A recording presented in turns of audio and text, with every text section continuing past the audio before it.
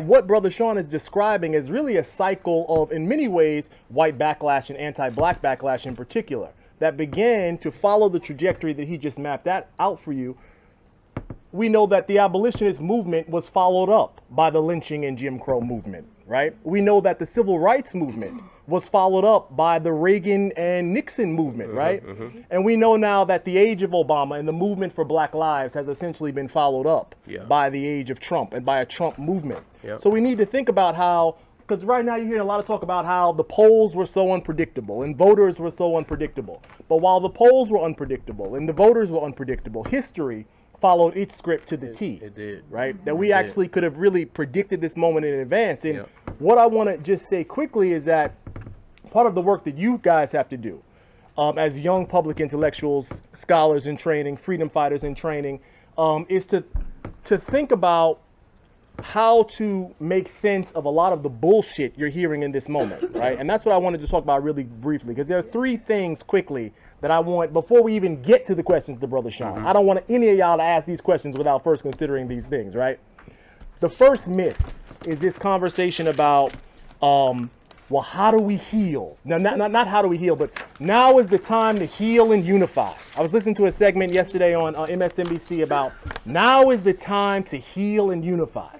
And it's like, actually, no.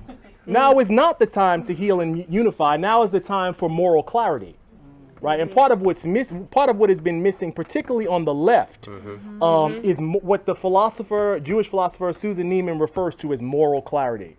That one of the things that I've always admired about the Republican Party and the Conservative Party, and I'm certainly not here to demonize or exalt either party, but one of the things I've always admired about trends in republicanism and trends in conservatism is that it's often anchored in moral clarity, right? That you ask many Republican conservative voters and they're really morally clear about what works for them, about the idea that two men or two women being married is not morally permissible for many of them.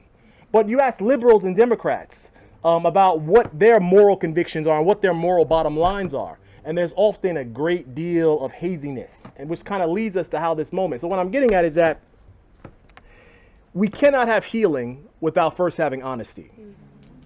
It's sort of like a doctor, right? A doctor cannot heal the problem until the disease has first been diagnosed. And in the United States, we still don't want to diagnose that disease. We want to say things like Trump, 2 nights ago, when 59 million Americans decided to vote a reality TV star as its next commander-in-chief, what mainstream corporate media will tell us is that this was about jobs, the economy, and national security. Well, if it was about jobs, then why did you elect the candidate who ships jobs overseas and manufactures his products in China? If it was about national security, then why did you choose to elect the candidate whose anti-Muslim rhetoric is literally a threat to national security, right? So don't tell us that it's about jobs, and it's obviously something deeper, which is what Brother Shaun is talking about. And so we want to talk about that. We want to also talk about this idea that, because I can hear your thoughts, and so you didn't know, Brother Shaun, that they actually many of them wrote papers in anticipation of your being here today. And this idea that somehow the loss of Hillary Clinton, that black voters are to blame for not coming out to the poll, or that third party voters are to blame. We've got to immediately, but see, like in this room, it's like, nah, right? But on MSNBC and CNN and many of these corporate media outlets, this is widespread all over Facebook, right? That you actually, and it's actually the epitome of how anti-blackness functions, right? That in the context of an election where 96% of black women, 80% of black men, but only 47% of white women voted for the Democratic candidate, the discussion suddenly becomes about how black people needed to do more, right? That black people's 100% was needed, while we are to excuse or not talk about the over 50% that didn't happen, right? So your job as those who are skilled and who are freedom fighters is to really kind of cut through that. So I'll stop. Just one last thing though. This idea that the Republican Party is in shambles too, because I'm just thinking about your response question that you've wrote. The Republican Party is not in shambles, right? It's clear that the Democratic Party is in shambles, right? The Republican Party now has control of all 3 houses of government, right?